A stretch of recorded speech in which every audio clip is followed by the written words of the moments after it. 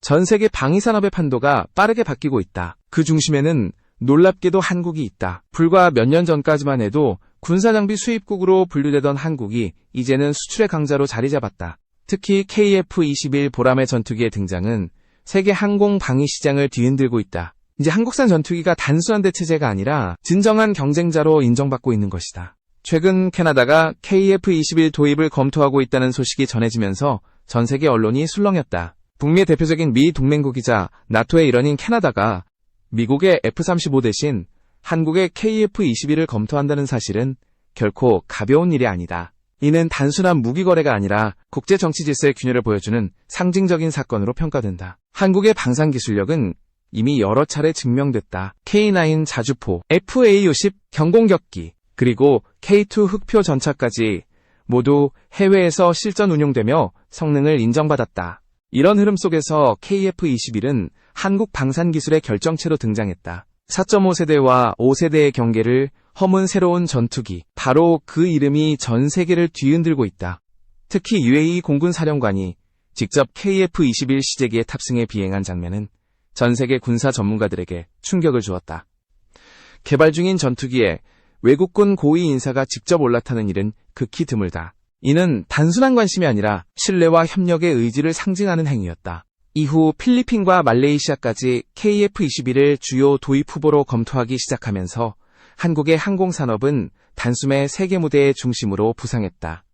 당초 20대만 양산할 계획이었던 KF-21의 생산 물량이 40대로 확대된 것도 이런 폭발적인 반응 덕분이었다. 전투기 한 대 한 대가 전략 자산으로 평가받는 시대에 한국은 이제 기술력으로 세계의 무게추를 움직이고 있다. 그런데 바로 이 시점에서 예기치 못한 나라가 한국으로 시선을 돌렸다. 캐나다였다. 나토의 핵심 회원국이자 미국의 가장 가까운 군사동맹국 중 하나인 캐나다가 KF-21을 검토한다는 건 단순한 선택이 아니다. 이는 미국 중심 질서에 대한 조용한 반란이었다.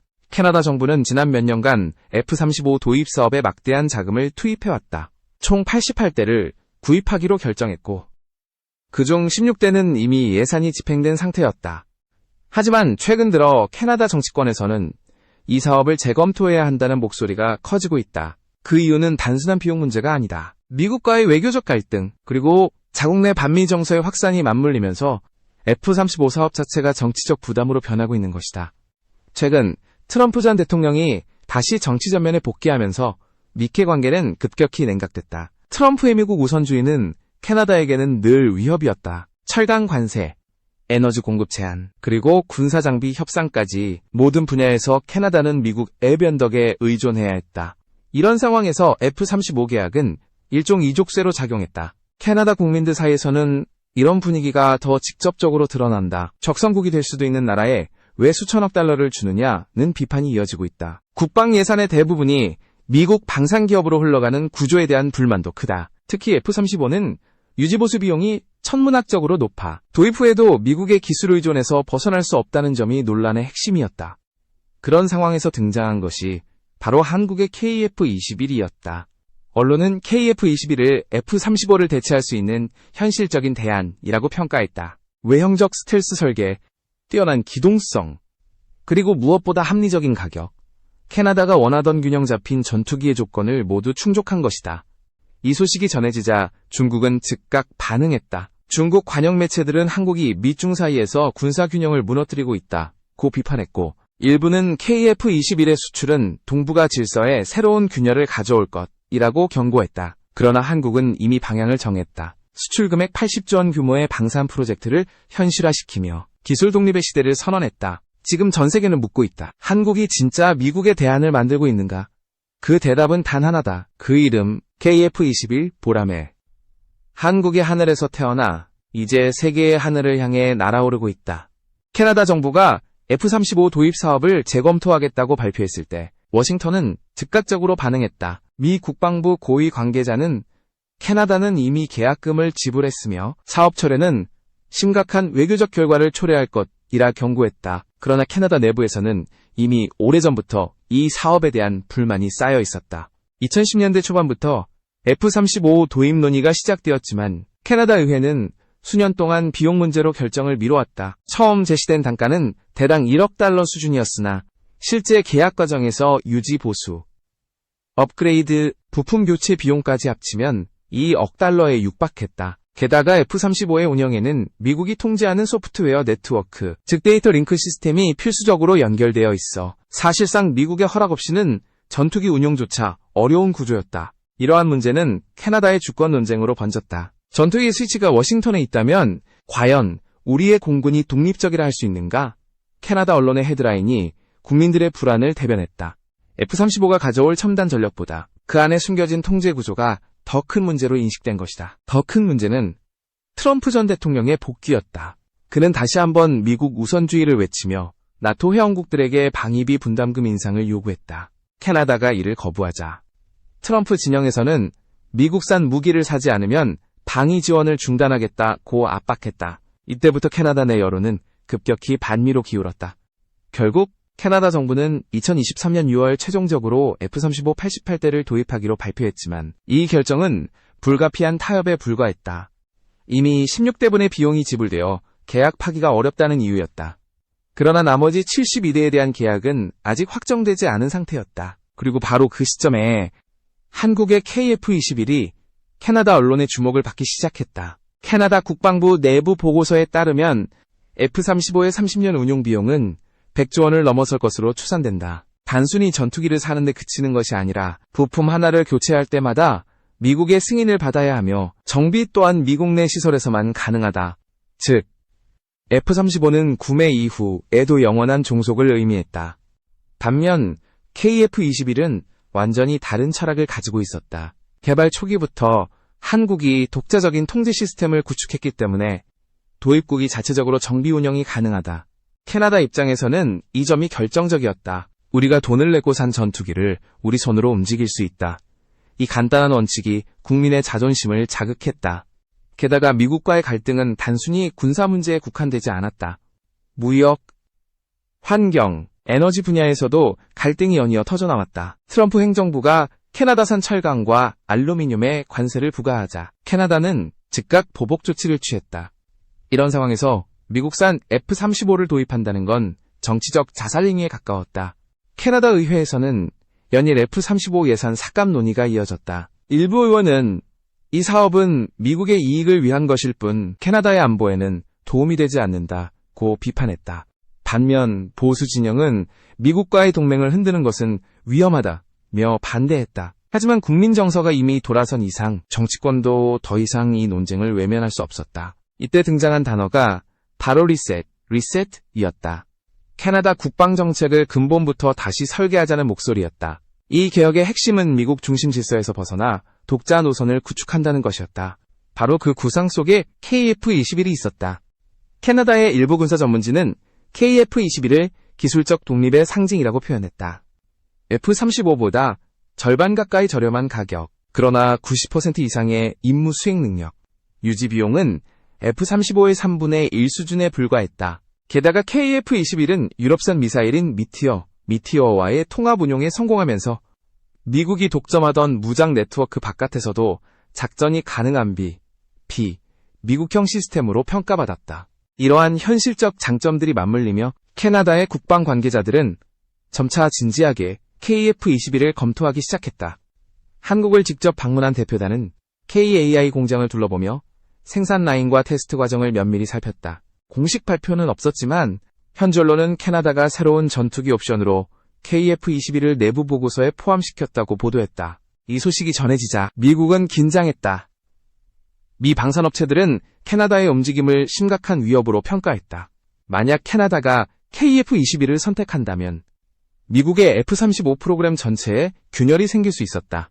그렇기에 캐나다의 이번 움직임은 단순한 구매 검토가 아니라 새로운 시대의 신호탄이었다. 한때 무기 구매국으로만 불리던 한국이 이제 세계 강대국의 전략적 대안으로 떠오른 것이다. 캐나다가 F-35 사업을 재검토하게 된 결정적 계기는 바로 킬스위치 논란이었다. 이 한 단어가 북미 전체를 뒤흔들었다. 처음 이 논란이 불거진 건 우크라이나 전쟁 중이었다. 미국이 동맹국들에게 제공한 일부 무기들이 갑자기 작동을 멈춘 사건이 발생한 것이다. 그 원인이 무엇이냐는 질문에 미국 내부 관계자들은 끝내 명확한 답을 내놓지 못했다. 하지만 군사 전문가들은 이미 알고 있었다. 미국이 자국 무기 시스템 안에 원격 비활성화 기능, 즉 킬 스위치를 탑재해 놓았다는 사실을. 이 기능은 한때 음모론으로 치부되었다. 그러나 네덜란드 공군에서 우크라이나로 넘긴 F-16 전투기가 미국의 승인 없이 작동하지 않았다는 사실이 드러나면서 모든 것이 명백해졌다. 미국은 데이터 링크 네트워크 링크 16을 차단함으로써 그 전투기들을 한순간의 고철로 만들어버린 것이다. 캐나다군 내부는 충격에 휩싸였다. F-35 또한 동일한 네트워크를 사용한다는 점에서 이 문제는 결코 남의 이야기가 아니었다. 실제로 캐나다 국방부 관계자는 익명을 전제로 이렇게 말했다. 우리가 지불한 전투기를 워싱턴이 마음만 먹으면 언제든 멈출 수 있다면 그것은 무기가 아니라 족쇄다. 이 발언은 곧바로 캐나다 전역의 뉴스 헤드라인을 장식했다. 미국이 우리 전투기의 스위치를 쥐고 있다. 이 한 문장은 국민의 분노를 폭발시켰다. 캐나다 정부는 즉각 미국에 공식 질의를 보냈다. 그러나 미국은 보안상 기밀이라는 이유로 명확한 답변을 회피했다. 그 결과 캐나다 의회는 F-35 도입 계약서의 전면 재검토를 요구했다. 단순한 기술 문제가 아니라 국가 주권의 문제로 비화된 것이다. 이때 등장한 이름이 바로 KF-21 보라매였다. 한국형 전투기 사업은 개발 초기부터 미국의 통제에서 완전히 벗어나 있었다. 소프트웨어, 미션 컴퓨터, 전자전 시스템까지 모두 한국 주도로 개발되어 어떤 외국 정부도 원격 제어 권한을 가질 수 없었다. 이 점이 캐나다 군의 눈에 들어왔다. 캐나다 공군의 한 기술 고문은 보고서에서 이렇게 적었다. KF-21은 미국의 데이터 네트워크를 사용하지 않는다. 도입국이 자국 내에서 완전한 운용권을 가질 수 있는 몇 안 되는 전투기다. 이 문장은 캐나다군의 방침을 바꾸는 결정적 문구가 되었다. 이후 캐나다 국방부 내부에서는 KF-21과 F-35의 비교 분석이 진행됐다. 분석 결과 F-35는 성능 면에서 여전히 최고 수준이었지만 운용의 자유에서는 KF-21이 월등했다. F-35는 1년에 한 번 미국으로 보내 정기 점검을 받아야 하고 주요 부품은 미국의 승인 없이는 교체가 불가능하다. 반면 KF-21은 모든 점검과 정비를 도입국 내에서 수행할 수 있다. 이는 단순한 편의성의 문제가 아니라 전시의 즉각적인 대응력을 좌우하는 결정적 요소였다. 또한 F-35의 시스템은 모든 데이터를 미국 서버를 거쳐 전송하는 구조로 되어 있었다. 이 때문에 캐나다가 특정 임무를 독자적으로 수행하더라도 모든 작전 데이터가 미국으로 전달될 가능성이 있다는 사실이 드러났다. 이는 군사주권의 근간을 흔드는 문제였다. 이와 달리 KF-21은 철저히 독립형 시스템을 지향한다. 모든 전자데이터가 국가 내부 네트워크 안에서만 순환하며 외부 전송은 완전히 차단된다. 한국이 이 방식을 선택한 이유는 단순했다. F-35가 가진 킬 스위치 논란을 처음부터 원천 차단하기 위해서였다. 결국 캐나다 내부에서는 이런 목소리가 커졌다. 우리는 미국의 통제에서 벗어나야 한다. 그리고 그 첫걸음은 KF-21이다. 이 논란은 단순히 캐나다만의 문제가 아니었다. 포르투갈, 이탈리아, 덴마크 등 F-35를 도입했던 유럽 국가들에서도 비슷한 문제 제기가 이어졌다. 일부 국방 관계자들은 우리는 미국의 허락 없이 비행조차 못하는 동맹국이 되었다고 토로했다. 그때 캐나다 언론은 대서특필했다. 한국의 전투기는 워싱턴의 승인 없이 날 수 있다. 이 짧은 문장은 곧 세계 각국의 군사 관계자들에게 깊은 인상을 남겼다. 미국의 절대적 지배구조에 균열을 일으킨 존재, 바로 한국의 KF-21이었다. 한국은 이제 단순히 기술을 수출하는 나라가 아니다. 자주국방을 수출하는 나라가 되었다. 그리고 그 변화의 중심에서 캐나다는 자신들의 새로운 길을 찾고 있었다. 캐나다의 국방정책은 전통적으로 안전한 동맹 위에서 설계되어 왔다. 그러나 이제 그 동맹이 불안정해지자 캐나다는 처음으로 자체 생존을 고민하기 시작했다. 그리고 그 대안의 중심에는 한국의 KF-21이 있었다. 캐나다 정부는 조용히 그러나 매우 구체적으로 움직였다. 국방부 고위 관계자와 군사기술진이 한국을 방문해 KAI의 KF-21 생산 라인을 직접 시찰했다. 공식 일정은 항공산업교류라는 이름으로 발표되었지만 실제 목적은 명확했다. KF-21의 실전 운용 가능성을 평가하기 위한 비공식 검토였다.